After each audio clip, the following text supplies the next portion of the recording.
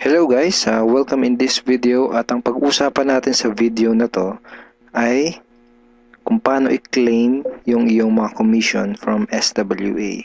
Okay, paano mo kukunin yung mga kinita mo or mga commissions mo from SWA. Isa kasi ito sa mga madalas na itinatanong ng mga tao.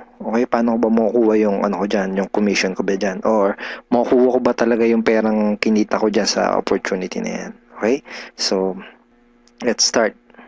Okay, actually napakadali lang naman para i-claim yung iyong commissions. So, pag naging part ka na kasi ng SWA, magkakaroon ka ng website na parang ganito. And then dito sa left side ay may mga menu. So, for example, member ka na. Kailangan mo lang gawin is pumunta dito sa edit profile. Click mo yan. And then dito sa edit profile, makikita mo yung payout detail. Okay?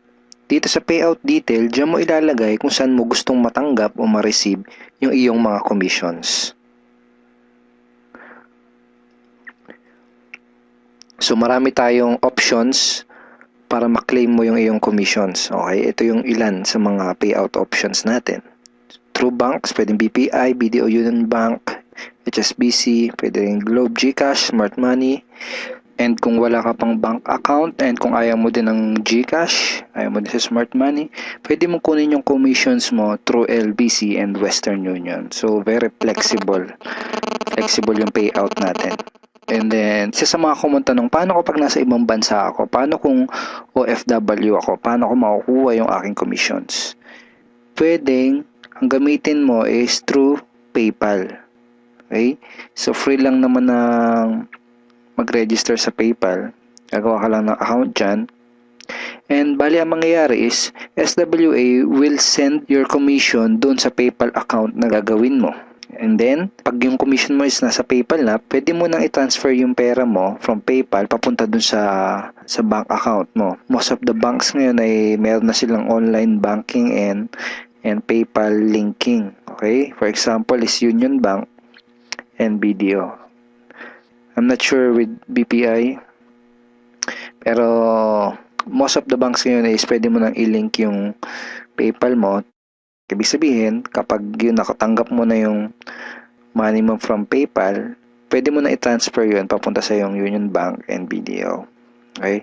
And another option na ginagawa din na yung karamihang mga OFW nating members, they claim their commission through Western Union.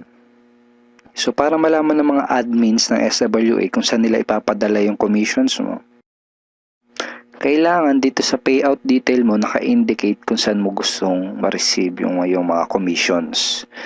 Okay, so ano ang ilalagay mo dyan? Okay, para malaman at para masiguro natin na mapupunta at ma-receive mo yung iyong mga commissions. Okay. Let's say for example, ang napili mong option is bank transfer. Kailangan mo lang ilagay dito sa payout detail ay itong mga information na to. BDO, account name, account number. So, basically, halos yan lang talaga eh. Account name and account number. Ganun din sa Union Bank, sa BPI. Okay? So, paano yan? Lagay mo lang dito sa payout detail ay ganito. BDO. Then, yung account name, sabi natin, Juan de la Cruz. Tapos yung account number. So, I think 9 digit pag sa BDO. So, pag BPI naman, ganun din, lagay mo BPI, yung account name, and then yung account number, kung ano man yun. Okay? So, ganun lang siya. So, ganun din sa Union Bank. Let's say, ang napili mo namang payout option is GCash or Smart Money.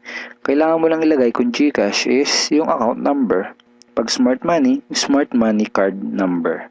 Very simple lang. Kung GCash, lagay mo GCash. Then yung number mo. Parang ganyan.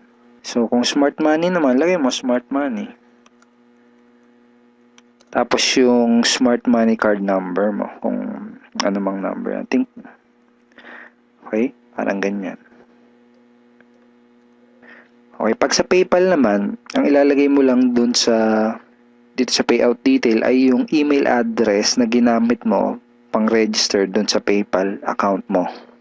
So, yun lang, email lang. Okay?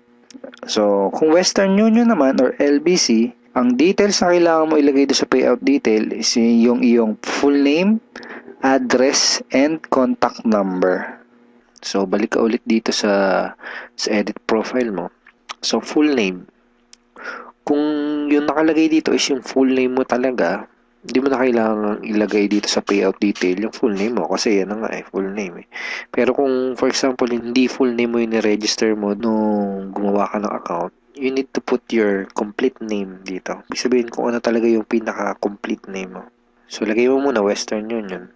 Western, kahit ganyan na lang. Yun. Okay, kahit Western lang, understood na yun And then, lagay mo yung complete name mo. Cruz. Ganyan. Tapos yung address mo, dito mo na ilalagay. Okay? 2, 3. Sabay natin kaya. Ganyan. Tapos yung number mo, dito na lang din. Sabihin natin ganyan. Okay? So, yan. So, ganyan kapag Western Union or LBC. So, sabihin na rin nakapili ka na ng payout option na gusto mo. Make sure to click Save. Okay? So, ngayon, ipapakita ko sa iyo kung paano ka magre-request ng payout.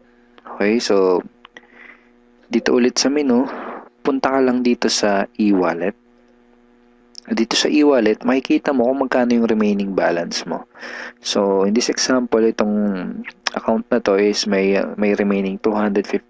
So, in dollars yung makikita mo dyan. Then, pili ka lang dito sa transaction type. Ito. Piliin mo yung payout request. Okay? So, tapos, i-indicate mo dito sa desired amount, kung magkano yung gusto mong i-request for payout. Lagay mo dyan kung magkano yung gusto mong ipadala dun sa bank account mo or dun sa GCash mo. Okay? So, pwedeng $100 kung gusto mo $100 lang. So, pwedeng $20 kung gusto mo $20 lang. Okay? Pwedeng gusto mo lahat, pwede din. Hindi kailangan na may iwan dito. So, pwede maging 0 yung balance mo dyan. So, pag nakapag-decide ka na, just click submit. Then, makikita mo na okay na yun kapag lumabas na dito sa remarks. And that's it. Marireceive na ng admin yung request mo. Then, matatanggap mo na yung yung commissions mo. So, kapag through PayPal yung payout na pinili mo, usually within 24 to 48 hours bago mo ma-receive yung payout. Kapag money transfer naman, kapag through bank, up to 5 working days bago mo matanggap. So, in my personal experience, every time na magre-request ako, sa pangatlong araw, nare-receive ko na kaagad. Pero, yan, up to 5 days na talaga makukuha mo na at matatanggap mo na yung iyong commission. Pag GCash and Smart Money naman, medyo mas mabilis. Okay? So, thank you so much for watching this video. This is Edward Reformina. And kung hindi ka pa part ng Team Unstoppable Internet Entrepreneurs, at kung hindi ka pa part ng SWA, I'm personally inviting you to become part of this team and this online opportunity now. Kontakin mo kaagad yung taong nag-introduce sa'yo ng business na to. Because me personally and the rest of the team is very willing to help and guide you in this opportunity. We are very willing to help you get the result na gusto mong makuha. Okay? We will help you, we will guide you na ma-achieve mo yung mga goals na gusto mo. Just to show you our commitment in helping you, we have exclusive trainings na ginawa, na hinanda para sa'yo, para magawa mo yung business ng tama, para magkapagsimula ka ng maayos sa business na to, para hindi ka maiwan mag-isa. Okay?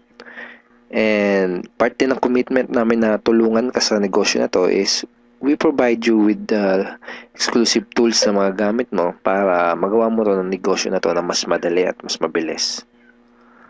Alright, so once again, kontakin mo kagad yung taong nag-introduce sa'yo ng ng opportunity na to, and make sure na he's part of Team Unstoppable Internet Entrepreneurs, because itong mga tools na pinakita ko sa iyo are exclusive to our team only. So again, thank you so much for watching this video, and God bless you, and bye-bye.